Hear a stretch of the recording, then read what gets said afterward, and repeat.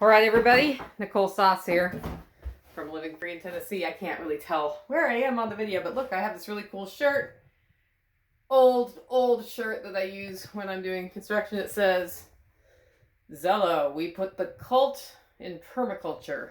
That's right. So here we are in the bathroom, and we are at day 6. It's the end of day 6. I was hoping to be further along on this project the whole time. That's the story of the project. And I'm going to say a couple things. One, whenever I start a project, guys, you know what happens? Other things go wrong. And what happened this time is that I have a drain on the other side of the house that sometimes clogs, and it sometimes clogs so badly. It's just over time, stuff accumulates in there. It's because when the drain was put in, it doesn't go downhill. It just basically goes flat. And that's a problem. And it's something I know I have to gut the house and do some things to fix it. So it's a big project. I was just talking about it with Tactical. And the drain clog came back. And we were in the middle of gutting this. And Tactical wants to try to clean it out and blah, blah, blah. And that can turn into days of work for that.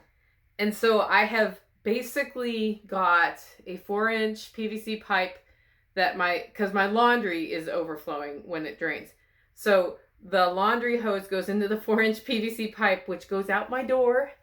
And then it goes off the side of the hill right now for laundry. And so today I did laundry all day long in between stuff so that it can all be cycled through. I can take that out of my door, close my door, and lock my door. And so things like that come up. And what I used to do on projects like that, when that happened, is I would get into stuff. And then I would get into the other thing, and I'd end up with 5 projects in process. And instead, what I've got going on is that we are still concentrating on the bathroom. And I have done workarounds for the other thing that came up so that I don't have my kitchen torn up and my bathroom torn up at the same time. And today, in here, Tactical tacked down this subfloor, and we discovered, and a lot of you aren't going to be surprised to hear this, that these boards are not firm enough for the Durock, which goes behind the backer board behind the tile, not to flex. And if it flexes, the tile will crack. And so we are actually getting a different kind of subflooring that comes in sheets, which is more traditional. The reason we were putting this in was that we see less rot when there is seepage in wood when we pull stuff out than we do in subfloor sheets that are glued together, and the composites have not gotten better over time. But a good friend of the network, David, reached out to me today and suggested a better subflooring option. So we're going to get a couple sheets of that and put it in. And meanwhile, we are starting to put the paneling in. You can see that, re-putting in the wainscoting. This is not nailed in at all. So right now, this is just leaned up there. And we are finishing the running of the water lines to where the tub will be.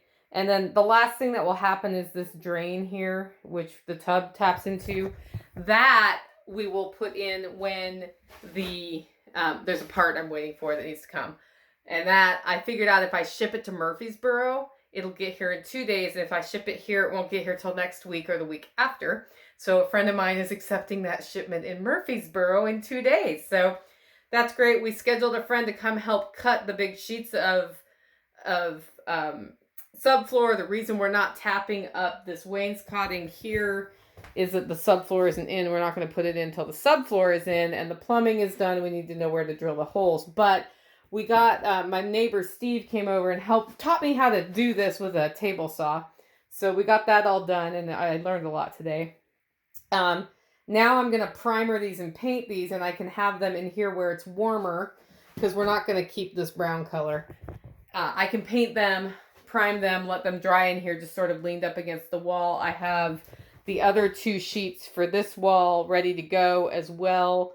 And I can concentrate on cleaning these walls up here and painting everything.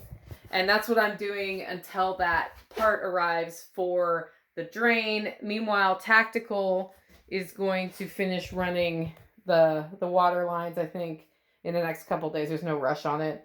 We'll pull these out, but we're keeping these in to just be able to not fall through the floor. And then I did want to address another thing that has people really freaked out about this project. There are 4x4s serving as joists here. And the reason that happened is in this corner here, there's a big boulder. It's probably half the size of it's bigger than a school bus. And I know where it starts outside and it comes along this part of the house, and there is not enough clearance for a 2x6 joist. So when we got into the floor here, we found that they had used 2x4s for joists for this section of the house. And it's because of that boulder. So we can't replace it with 2x6s or 2x8s. And we put 4x4s in because we figured it was better to use 4x4s than 2x4s. And people are really worried my tile's going to crack because those aren't going to hold. We have installed them in a way where they are not moving. If they move, like a sinkhole has opened up or something. And we didn't even have the clearance for 2x5s in this corner, right? Like we needed to rip them down or something. So that's why we have 4x4s here. If you are building a bathroom and your house is not built like mine, you should never use 4x4s. That's your choice. But we did, we consulted with some people and we're doing the best we can on that. But don't freak out. This floor has had tile on it before with 2x4s as joists, and those were starting to rot out, and my tile still hadn't cracked. So it is quite solid because of the rock that's under here, right? So, stone is a very strong foundation. There are footings here, steel beams and stuff that are in, and there's just not enough clearance for me to use those. So that part has happened, and we did learn that this is a bad idea for flooring, but we have all this nice lumber for other projects later, and at the moment it is keeping me from damaging anything that happens. So that's today's update.